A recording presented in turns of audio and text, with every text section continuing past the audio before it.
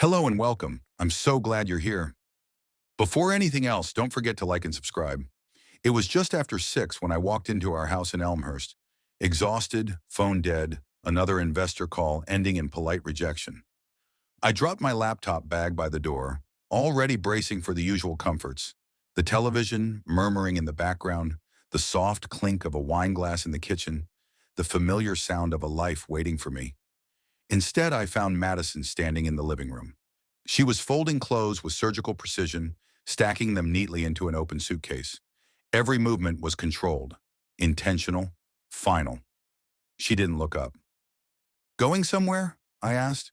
My voice sounded calm, but the silence it cut through felt heavy.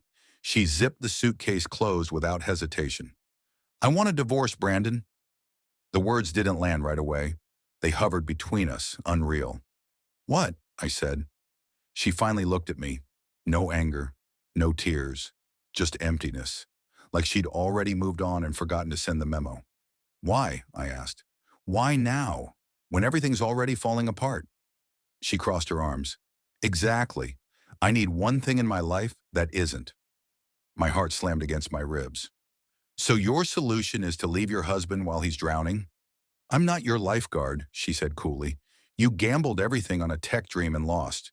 You're not the man I married." I laughed once, sharp and bitter. "The man who paid off your student loans? Who funded your art studio for 3 years? That man?" Her jaw tightened. "This isn't about the past. It's all about the past," I snapped. "You knew what this startup would take. You stood beside me when I took that risk." She looked away, brushing her hair behind her ear. "I stood beside a man with potential. Now you're clinging to a dead idea." The words hit like a punch to the chest. "Is there someone else?" I asked. She froze just a fraction of a second too long. "No!" I didn't believe her. "You wait," I muttered, pacing, "until my accounts are gasping for air, until I'm one notice away from bankruptcy. And then you walk?" She said nothing, just rolled the suitcase toward the door. "I'm not going to beg," I said. "If this is who you are, go." She paused with her hand on the knob. "I knew you wouldn't." Then she was gone. No tears, no goodbye, just the soft click of the door closing behind her. I stood alone in the room we'd built together, surrounded by everything she'd just discarded like an expired lease. That night, the quiet felt alive, predatory, but I didn't scream. I didn't collapse. Something deeper was taking root. This wasn't just the end of a marriage. It was the beginning of something else. I sat in the leather armchair she used to complain about, the house lit only by a street lamp and the microwave clock.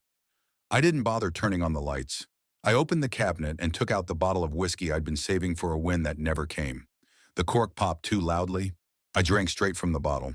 Once, twice. Not to get drunk, just to dull the edges. The startup replayed in my head. What used to feel like a rocket now felt like a dying animal I kept trying to revive with sleepless nights and desperate calls. I scrolled through unread emails. Declined. Pivoting. Final notice. Not tonight. "Maybe she's right," I said aloud. "Maybe I'm not the man she married." The house creaked in response. But I'm still standing. I poured one last drink into a glass, raised it toward the window. To the last man standing. Then I turned on the TV, just loud enough to silence the ticking clock, and stared at the screen without seeing it. Not thinking about what I'd lost, but what I still had left to rebuild. It was raining when I walked into the office that Tuesday. The kind of rain that presses the city flat and dulls everything to gray. The lobby was empty. The elevator echoed. Our floor felt hollow. Half the desks were gone. The whiteboard stood blank, ghosts of old ideas smudged into nothing. Derek sat at the far end, hunched over coffee, same hoodie, same tired eyes. "Madison left," I said. He looked up slowly. "She's gone. Sunday night." He rubbed his neck. "Man, I'm sorry." A silence settled. Then he folded his hands.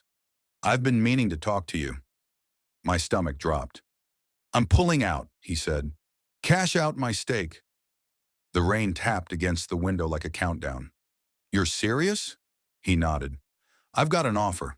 Fintech. Stable. This is a lifeboat." I turned toward the window. The city below blurred in puddles. You said we were partners, I said quietly. Thick and thin. I meant it, he said. But this isn't personal. That's the problem, I replied. It should be.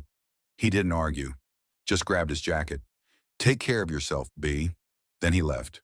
First Madison, then Derek, and me, still standing in a building that matched the hollowness of my life. The courthouse smelled like marble and rain. Madison sat across the room, composed, expensive coat, lawyer flipping papers with confidence. Her lawyer spoke smoothly, half of all marital assets, including the company. I stood when it was my turn. I'm not contesting the divorce, I said. She can have the house, the car, everything. I just want to keep the company. The judge raised an eyebrow. Despite its valuation? Yes, what's left of it is mine to rebuild or bury.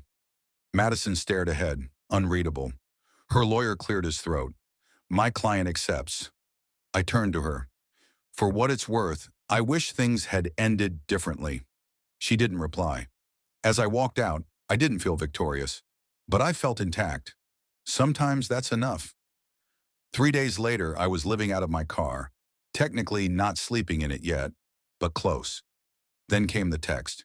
Nicole Harlow. If you need a place to crash, my couch is open. No pressure. Madison's younger sister. I hesitated, then replied. Her apartment smelled like cinnamon and safety. You look like a man who's been through hell, she said. This feels like oxygen, I admitted. The days found rhythm. I worked from her kitchen table. She taught art.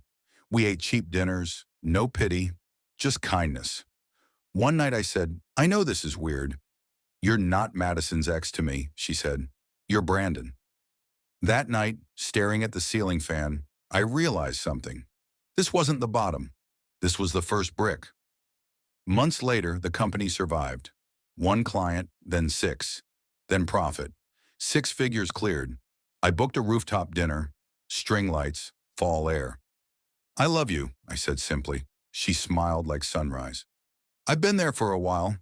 My phone buzzed. Madison, we need to talk, urgently. Still holding Nicole's hand, I typed back. Another time. I'm on a date. And for the first time in a long time, I meant it.